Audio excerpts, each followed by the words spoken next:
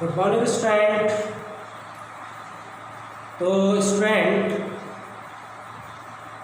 Previous video में हमने जो पढ़ा वो पढ़ा किसके बारे में? वो पढ़ा था हमने हाइड्रोजन स्पेक्ट्रम के बारे में। तो हाइड्रोजन स्पेक्ट्रम से रिलेटेड कुछ हमने न्यूमेरिकल प्रॉब्लम भी की थी। तो जब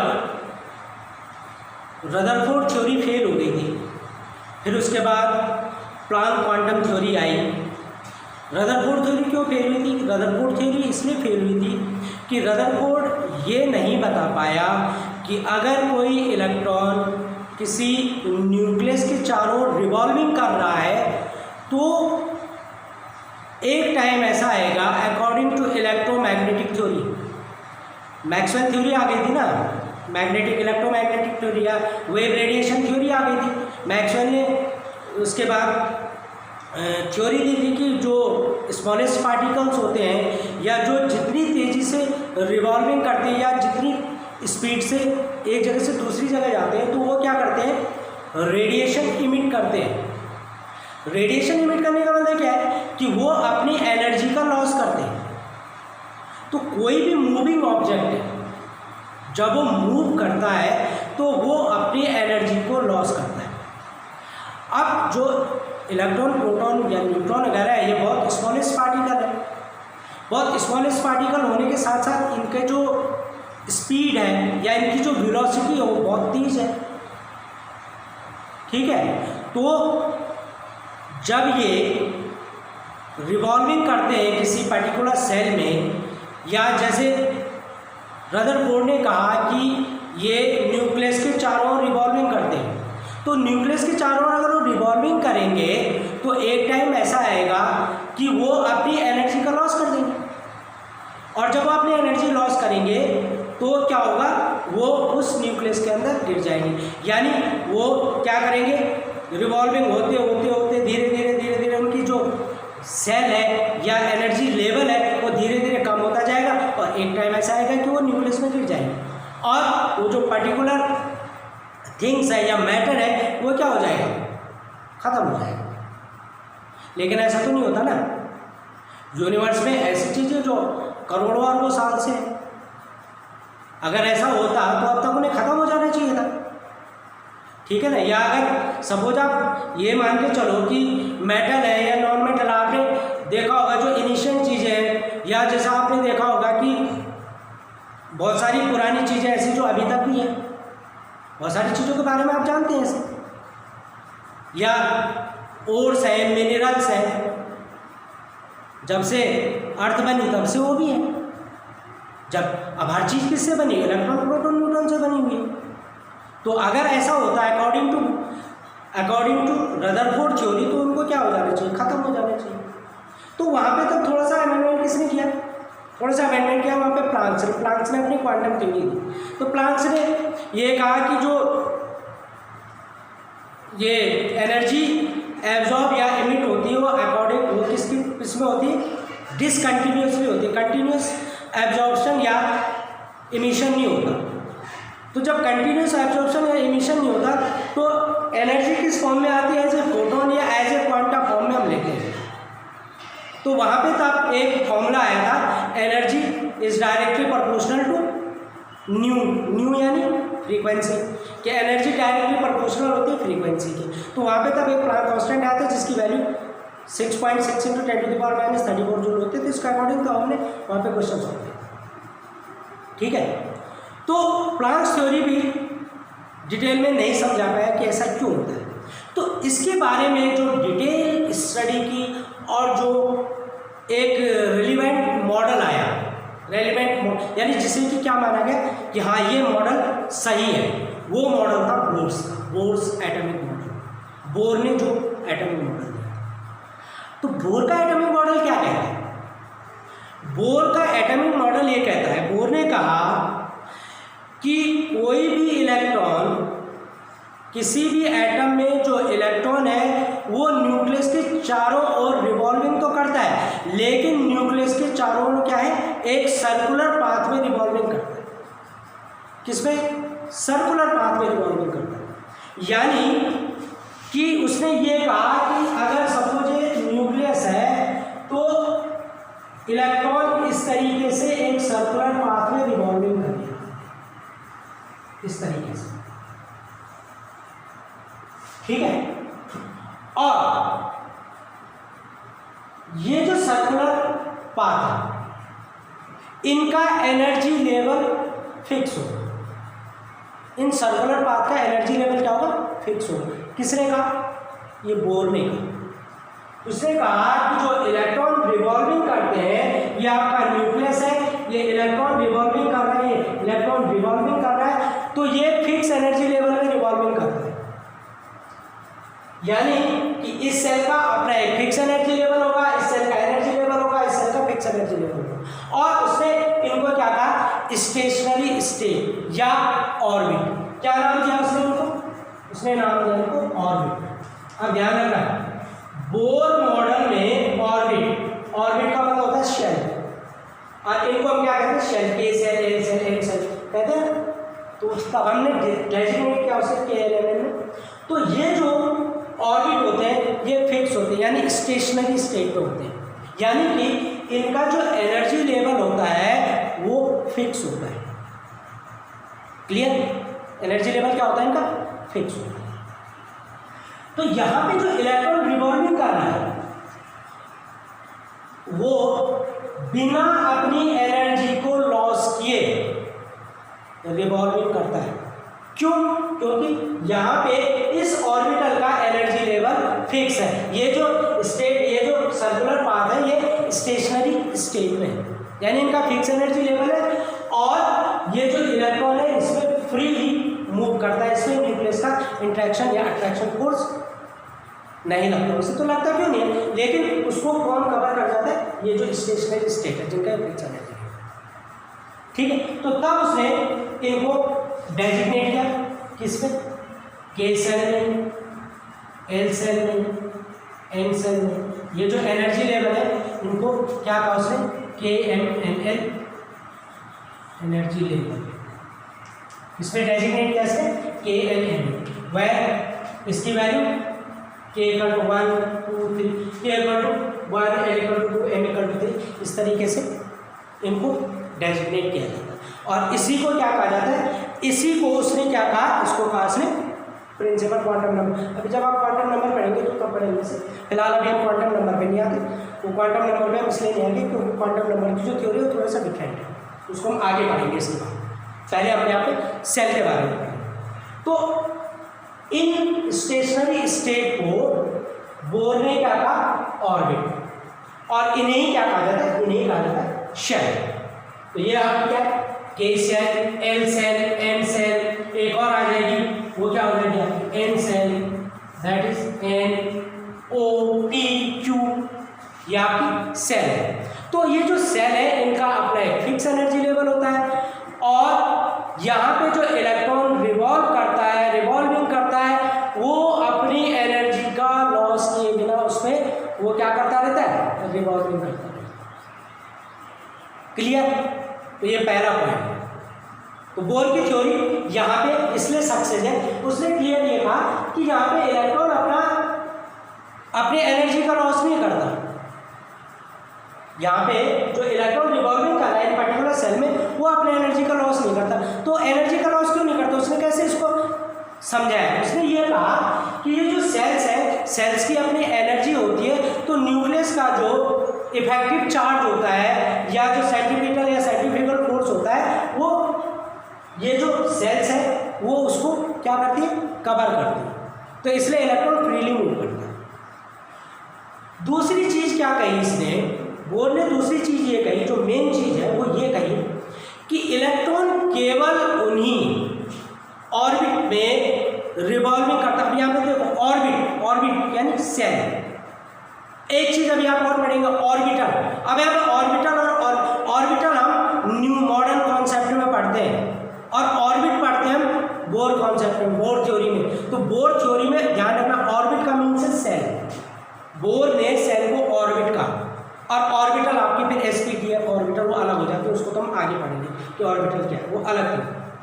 तो यहाँ पे दूसरा पॉइंट क्या कहा बोर ने, दूसरा पॉइंट बोर ने ये कहा कि जो इलेक्ट्रॉन सेल में रिवॉल्व करते हैं वो उनका जो एंगुलर मोमेंटम होता है वो NH/2 पाई के इक्वल में होना चाहिए। किसके? NH/2 पाई के इक्वल में होना चाहिए।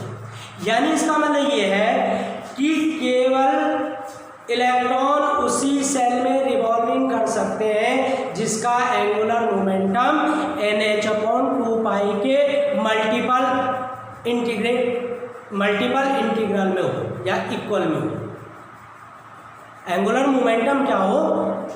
जो इलेक्ट्रॉन का एंगुलर मोमेंटम है तो इलेक्ट्रॉन का एंगुलर मोमेंटम हो गया आपका mvr। क्या हो गया एंगुलर मोमेंटम? mvr। ये होगा आपका एंगुलर मोमेंटम। इसके इक्वल में होना चाहिए NH/2 पाई के मल्टीपल इंटीग्रल, यानी इसके इक्वल में होना चाहिए। तो m mass of smallest particle, v इसकी वेलोसिटी होगी, r is the radius, n आपका नंबर ऑफ सेल के एलिमेंट हो जाएगा, h आपका प्लांक कांस्टेंट होगा, पाई की वैल्यू 3.14 या 22%।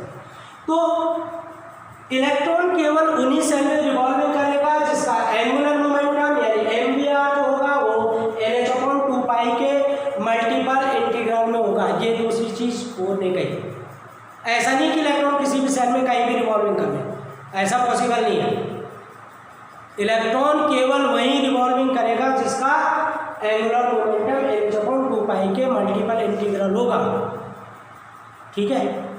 तीसरी चीज उसने क्या कही कि अगर हम किसी इलेक्ट्रॉन यानी अगर कोई इलेक्ट्रॉन एनर्जी को एब्जॉर्ब करता है या एनर्जी को इमिट करता है, या तो क्या करे वो एब्जॉर्ब करे या क्या करे इमिट करे।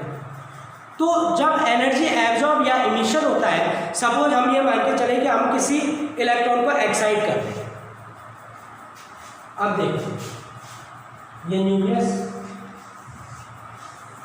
सपोज ये केस सेल का एक इलेक्ट्रॉन है, हमने इसको इग्नाइट कर दिया, एनर्जेटिक कर दिया। एनर्जेटिक किया तो ये क्या होगा, या इस सेल में जंप कर गया। समझ रहे बात? अब मैंने आप लोगों को ये पहले बता दिया कि हर एक सेल का अपना एक पर्टिकुलर एनर्जी लेवल होता है। जो एंगुलर मोमेंटम NH/2 पाई के मल्टीपल इंटीग्रल है, इसका मीन्स ये कि जो आपकी सेल है, इन सेल का अपना एक पर्टिकुलर एनर्जी लेवल होता है और सेल में इलेक्ट्रॉन तभी एंटर करेगा जब उसका एंगुलर मोमेंटम उस पर्टिकुलर सेल के यानी उसके NH/2 पाई के मल्टीपल इंटीग्रल में होगा, उस सेल के अकॉर्डिंग होगा, तो वहाँ वो इलेक्ट्रॉन एंटर कर जाएगा। बाकी तो यहाँ पे क्या है, इसका अलग एनर्जी लेवल है कि सेल का L का अलग है, M का अलग है। तो हमने यहाँ जब इलेक्ट्रॉन को एनर्जेटिक किया, इसको एनर्जी दी, तो ये क्या है, जंप कर गया। कहाँ जंप किया? सपोज यहाँ जंप। अब जंप किया इसने, जब यहाँ पहुंचा तो इसकी एनर्जी का लॉस होगा, एनर्जी लॉस होगा तो इसका फॉल डाउन होगा। ये भी क्या होगा, फिर यहाँ से ये दोबारा फिर अपने सेल में वापस आ जाएगा। ऐसे नहीं कि यहीं रुकेगा, नहीं, क्योंकि इसका एनर्जी लेवल नहीं है, इसका एनर्जी लेवल अलग है, इस सेल का अलग है, एल का अलग है। तो वो वापस क्या होगा, अपनी सेल में वापस आ जाएगा। तो जब ये वापस आता है, जब इसका फॉल डाउन होता है, तो पिछले वीडियो में जो हमने स्पेक्ट्रम पढ़ा था वही कि जब इसका फॉल डाउन होता है तो फॉल डाउन होने पे ये हमें डिफरेंट कलर का क्या देता है, डिफरेंट वेवलेंथ का हमें कलर दिखाता है, और वही क्या होता है, स्पेक्ट्रम होता है। वही क्या बनता है, स्पेक्ट्रम बनता है। तो अब क्या है कि यहाँ से यहाँ पे फॉल डाउन हो गए, एनर्जेटिक किया, यहाँ पहुँचा, यहाँ से।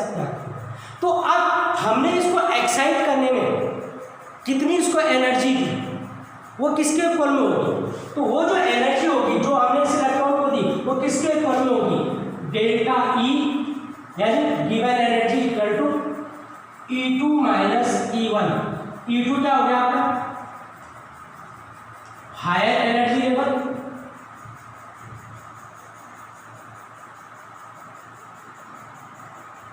और E1 क्या हो गया आपका, लोअर एनर्जी लेवल। तो कितनी एनर्जी हमें देनी पड़ेगी इलेक्ट्रॉन को एक्साइट करने के लिए कि वो वहां पहुंच जाए, उस पर्टिकुलर सेल में पहुंच जाए? तो किसके इक्वल में होती है? Higher energy level minus lower energy level, that is delta E. तो जब हम इसको इतनी एनर्जी देंगे तब ये इलेक्ट्रॉन क्या करेगा, जंप करेगा एक सेल से किसी दूसरी सेल में। समझ रहे बात को? और ये जो एनर्जी है, ये एनर्जी क्या होती है? ये energy delta E is proportional to किसके इक्वल में होगी?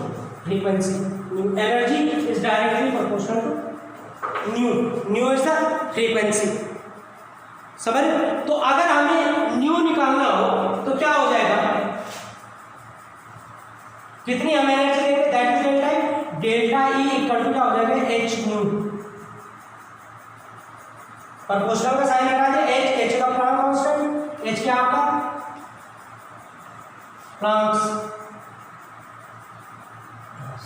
Planck constant.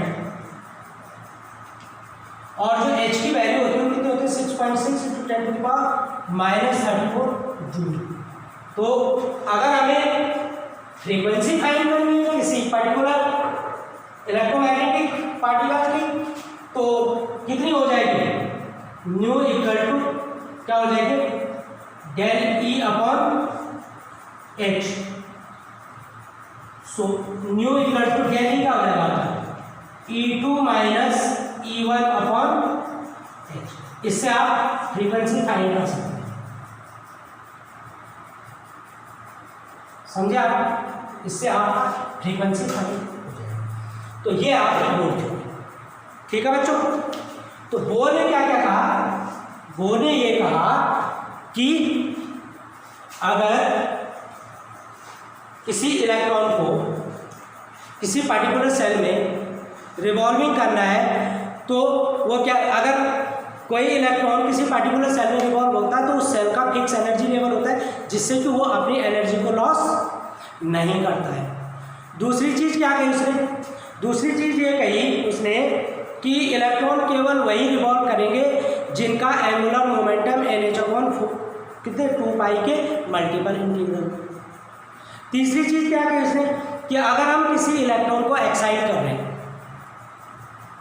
और एक्साइट करके एक एनर्जी लेवल से हम उसको दूसरे एनर्जी लेवल में ले जा रहे हैं तो कितनी एनर्जी वहाँ पे हम यूज करेंगे या कितनी एनर्जी की उसे रिक्वायरमेंट है, वो किसके ऊपर होगी? Higher energy level minus lower energy level.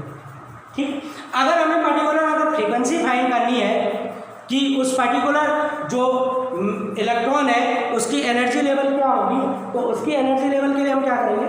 कौन सा फॉर्मूला लगाएंगे? Del equal to H2 H क्या आपका प्लांक कांस्टेंट। एच की जो वैल्यू होती है वो क्या होती है? 6.6 × 10⁻34। तो इससे हम न्यू फाइंड कर सकते हैं। न्यू इक्वल टू क्या हो जाएगा? Del E upon H. और डेल ई क्या हो गया आपका? Del equal to E2 minus E1, where E2 is the higher energy level and E1 is the lower energy level। इससे हम उस पर्टिकुलर इलेक्ट्रॉन की क्या कर सकते हैं? फ्रीक्वेंसी हम फाइंड कर सकते हैं। ठीक है बच्चों? तो ये जो 2 3 4 मेन इसके पोस्टुलेट है। और एक जो चीज़ है, एक चीज़ मैं थोड़ा सा इसको बताना भूल गया आपको, और ये भी इम्पोर्टेंट थे, इसमें एक पॉइंट रह गया। ये पॉइंट ये है कि जो एनर्जी होती है इलेक्ट्रॉन की वो किसी भी ऑर्बिट में टाइम के साथ चेंज नहीं होती। यानी जो एनर्जी होती है वो टाइम के साथ चेंज नहीं होती। क्या हमें मान लें कि इतने टाइम बाद इसका एनर्जी लेवल चेंज हो जाएगा? नहीं, एनर्जी में चेंजेस तब आएगा जब हम उसको हायर लोअर एनर्जी से हायर एनर्जी में पहुंचाएंगे, या जब वो एनर्जी एब्जॉर्ब करेगा या एनर्जी का इमिशन करेगा। यानी या तो एब्जॉर्ब करेगा एनर्जी को या एनर्जी को क्या करेगा? लॉस करेगा। तो जो एनर्जी है वो ऑर्बिट में टाइम के साथ एनर्जी में कोई चेंज नहीं होता, टाइम के साथ एनर्जी चेंज नहीं होती है। ये भी बड़ा इंपॉर्टेंट पॉइंट है कि किसी भी ऑर्बिट की जो एनर्जी होती है वो टाइम के साथ चेंज नहीं होती। जैसे अगर हम ये कहें कि ये पर्टिकुलर केस है, इसकी एनर्जी कुछ टाइम बाद कुछ हो जाए, नहीं, ये पॉसिबल नहीं। इसका एनर्जी लेवल फिक्स होगा, इसका फिक्स एनर्जी लेवल होगा, इसका फिक्स एनर्जी लेवल होगा। इसलिए हर एक इलेक्ट्रॉन क्या होता है? अलग अलग एनर्जी लेवल में रिवॉल्विंग करता है। जैसे के सेल का इलेक्ट्रॉन है वो के में ही रिवॉल्विंग करेगा, एल का एल में ही रिवॉल्विंग करेगा, एम का एम में ही रिवॉल्विंग करेगा। वो m का इलेक्ट्रॉन k सेल में नहीं आ सकता, k का m में नहीं जा सकता। हाँ, इस कंडीशन में जब हम उसको एनर्जेटिक कर दें, उसको एनर्जी दे दें, k सेल के इलेक्ट्रॉन को हमने एनर्जेटिक कर दिया, वो क्या हो गया, उस पर एनर्जी एक्साइट हो गया, एनर्जी उसकी इंक्रीज हो गई, वो लोअर से हायर लेवल में जा तो सकता है, लेकिन उस टाइम बाद फिर क्या हो जाएगा, वो अपने ही लेवल में, जैसे उसकी एनर्जी लॉस होगी वैसे वो क्या हो, अपने लेवल में वापस उसका फॉल डाउन हो जाएगा। और जब उसका फॉल डाउन होता है तो जो स्पेक्ट्रम बनता है, उसी फॉल डाउन का अलग अलग रीजन पे हमें अलग अलग स्पेक्ट्रम, इसलिए हमें अलग अलग उसका स्पेक्ट्रम दिखता है। तो वो चाहे लाइन स्पेक्ट्रम मिले या कोई सा भी हमें स्पेक्ट्रम मिले, कंटिन्यूस मिले या लाइन मिले, वो उसके अकॉर्डिंग हमें मिलता है। ठीक है बच्चों, तो ये है मेन थ्योरी, मेन पोस्टुलेट जो बोर्ड्स के हैं कि इलेक्ट्रॉन एक फिक्स ऑर्बिट में रिवॉल्विंग करते हैं, रिवॉल्विंग जो ऑर्बिट होते हैं उनका एक फिक्स एनर्जी लेवल होता है, जहाँ इलेक्ट्रॉन रिमूव करता है, इलेक्ट्रॉन केवल उन्हीं ऑर्बिट में रिवॉल्विंग कर सकता है जिनका एंगुलर मोमेंटम किसके इक्वल में होता है, NH/2π के इक्वल में होता है। अगर हम किसी इलेक्ट्रॉन को एक्साइट करते हैं लोअर से हायर एनर्जी लेवल में, तो वो कितनी एनर्जी एब्जॉर्ब करता है, वो क्या होती है, डेल ई के इक्वल में होती है। ठीक है, और जो उसकी फ्रीक्वेंसी होती है वो किसके इक्वल में होती है, del E/h, that is the Planck constant, इसके इक्वल में होती है। तो ये आपकी बोर्ड्स थ्योरी है और आप इसको पढ़ेंगे भी और थोड़ा सा करेंगे भी। नेक्स्ट वीडियो में हम इसके क्या करेंगे, सिग्निफिकेंस करेंगे कि बोर्ड थ्योरी के क्या सिग्निफिकेंस है, बोर्ड्स एटम हम फाइंड करेंगे, बोर्ड्स एनर्जी हम फाइंड करेंगे। ठीक है बच्चों, okay, till then good bye.